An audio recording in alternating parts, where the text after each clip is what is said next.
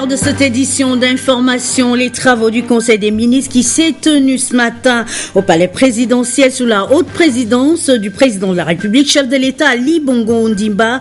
À la fin de cette édition d'information, vous aurez droit au communiqué final qui a sanctionné les travaux de ce tour de table et puis éliminatoire de la CAN Orange 2013 en Afrique du Sud. Les Panthères du Gabon poursuivent leur préparation samedi prochain au stade Omnisport Omar Bongo Ondimba. Ils croiseront le fer avec les éperviers du Togo. Rendez-vous à ne pas manquer sous aucun prétexte.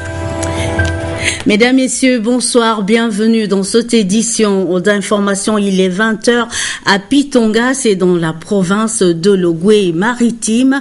L'actualité nationale reste évidemment marquée par le Conseil des ministres qui s'est tenu ce jour au palais présidentiel sous la haute présidence du chef de l'État Ali Bongo Ondimba. Dans l'immédiat, nous vous proposons la synthèse des travaux de ce tour de table avec Nick Jocelyn Fouba de la presse présidentielle.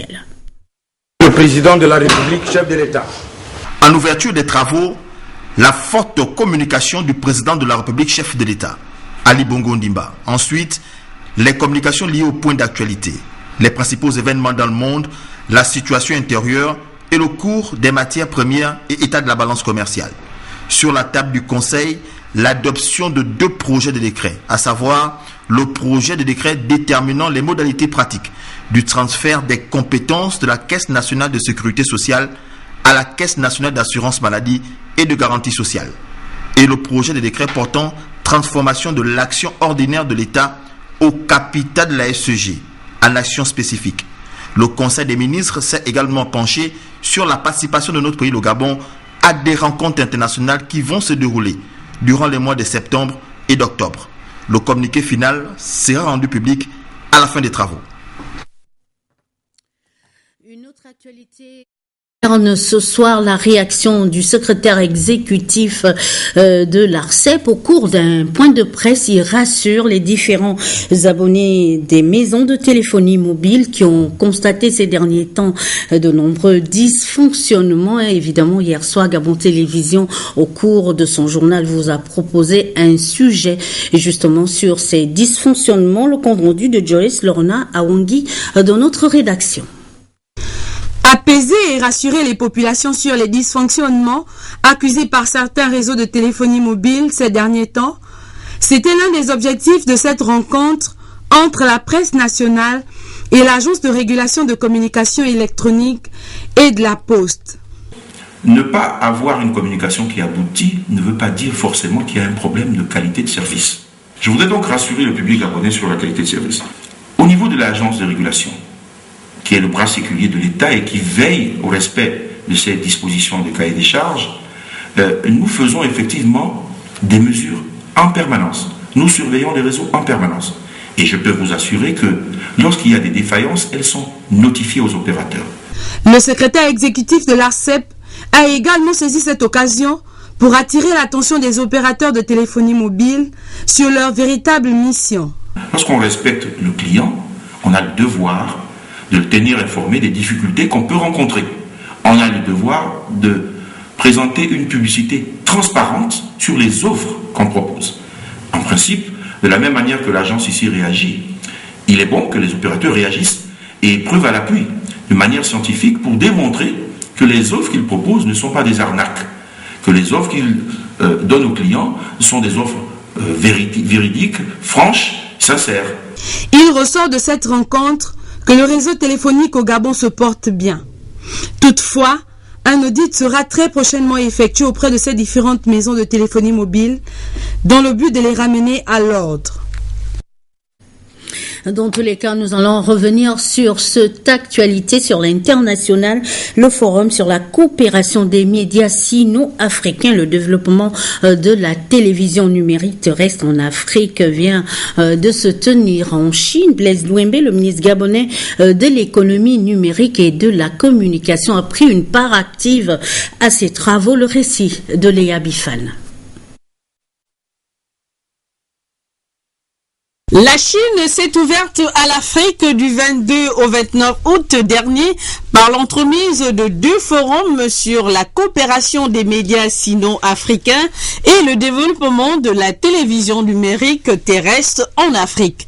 Parmi les 20 pays africains invités à ces assises figurait le Gabon, représenté par le ministre de l'économie numérique et de la communication. Ce moment d'échange d'expérience a permis à Blaise Louambé de présenter la carte médiatique du Gabon. L'intervention sera axée sur la population sommaire du conservateur du Gabon émergent que notre pays ambitionne de mettre en place à l'horizon 2025. Ce plan a pour objectif de faire du Gabon, dès 2016, un pays disposant d'une infrastructure numérique sur l'ensemble de son territoire, permettant le développement d'une large gamme de services, favorisant un sous-qualitatif majeur dans les services sociaux et l'inclusion des pays d'Afrique émergente. Pour primaire la République démocratique, notre ambition est de faire un véritable cœur sous-régional en matière d'économie numérique. Des travaux diversifiés sur des thèmes tels que la coopération médiatique et la numérisation de la radiodiffusion et de la télévision chinoise et africaine ont contribué au renforcement de ce secteur. Une déclaration dite de Beijing où les participants ont convenu d'adopter des mesures concrètes selon les lois et les règlements des différents pays a sanctionné ces travaux. Les ministres africains de la communication ont par la suite visité la télévision nationale de Chine, CCTV, et la radio Chine internationale, RCI, la Grande Muraille et le palais de l'Assemblée du peuple. Par ailleurs, une conférence économique s'est tenue récemment à Toulouse, en France, dans le cadre du festival Africa à Toulouse. Au cours de cette session 2012, le Gabon était à l'honneur et c'est le récit de notre correspondante en France, Dorothée Ropivia. Permettre aux entreprises françaises de la région Midi-Pyrénées d'investir au Gabon, tel était l'objectif de la convention d'affaires organisée par l'association Afro Event dans le cadre du festival Africa Toulouse. Les chefs de petites et moyennes entreprises de Toulouse et sa région ont pu échanger avec une délégation gabonaise bien représentée.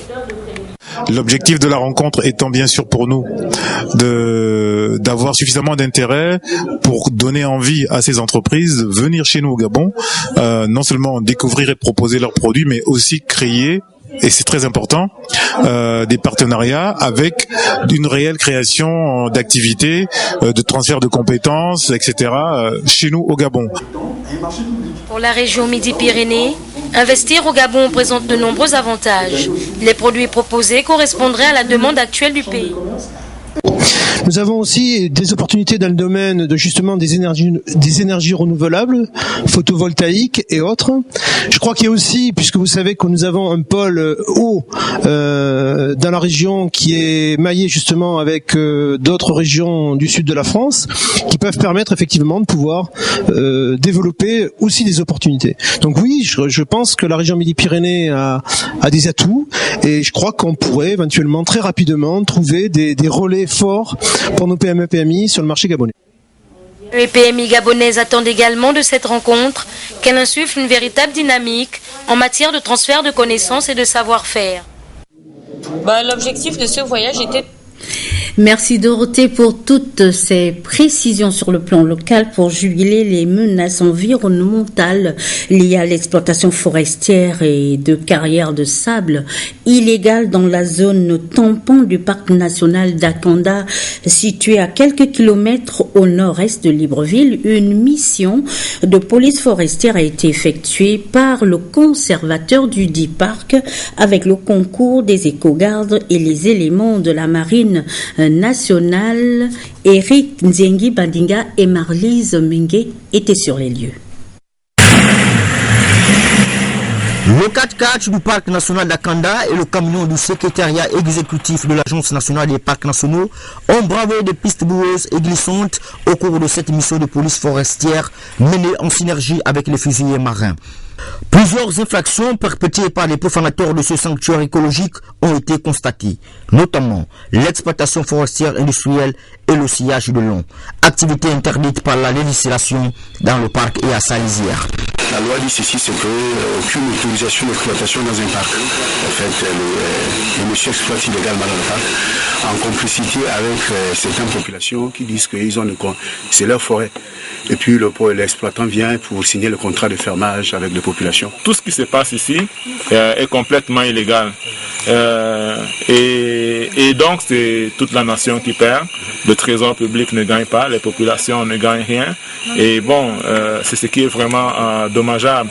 Et en ce qui concerne la conservation, lorsque vous abattez un arbre, ça veut dire que vous abattez l'habitat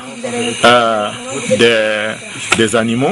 Ça veut dire également que vous abattez leur capacité à se nourrir, donc vous affectez leur dynamisme, leur capacité de se reproduire, leur capacité de croître. L'exploitation de carrières de sable contribue également à la dégradation de l'environnement du parc national d'Akanda. Là, vous voyez les profondeurs de l'excavation, ce qui suppose que si au terme de cette carrière, on n'a pas réhabilité la zone, ici c'est sûr qu'il y aura des lacs qui vont se créer, donc avec plusieurs espèces envahissantes, dont les fleurs ou les graines peuvent se déverser dans les rivières environnantes et polluer le milieu. C'est la raison pour laquelle nous souhaitons que au niveau de la zone tampon, que ce genre d'activité n'ait pas lieu. Parce que lorsqu'il y a par exemple contact entre la mer et le continent, ça va saliniser déjà les eaux, les rivières, et ça va faire créer une pénurie en eau douce pour les populations. Des activités de sensibilisation et d'éducation permettant de mieux comprendre l'importance de la biodiversité ainsi que son utilisation durable se poursuivent au parc national d'Akanda à l'endroit des populations et des pourfendeurs du Gabon vert. Le séminaire de formation des agents de la Commission électorale nationale autonome et permanente s'est ouvert aujourd'hui au siège de l'institution. Les élections partielles, c'est pour bientôt. Les commissaires avaient donc besoin de revisiter le code électoral. Le compte rendu de Rodolphe Mukambi Bonapia Claverella.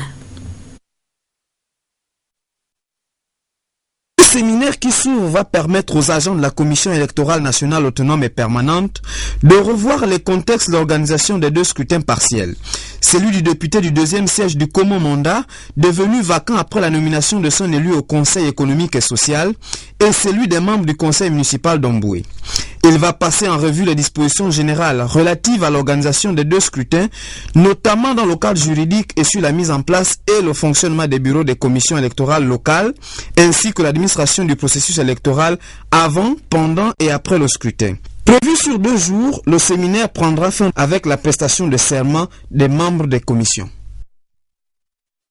Dans le reste de l'actualité, le conseiller politique du président de la République, Alain-Claude Bilébizi, de passage à Mokoko dans la province de Logoué-Ivindo, s'est entretenu avec les populations sur les événements du 15 août dernier, événement dit de cocotier, et sur place Biwawu Mikala, Yvette Legouo Kosa. Communiquer au plus grand nombre le message du président de la République, Ali Bongo Ondimba, telle a été la préoccupation majeure du conseiller politique du chef de l'État au cours de son bref séjour dans la capitale provinciale de Logoué-Ivindo. Un objectif atteint à en juger par la multiplication des rencontres avec les différentes couches sociales, à l'instar des paroissiennes de l'Église catholique, celles de l'Église évangélique, la communauté Aoussa, sans oublier les auxiliaires de l'administration. Le président de la République, élu depuis 3 ans, essaie de construire le pays. On aurait pu construire depuis longtemps.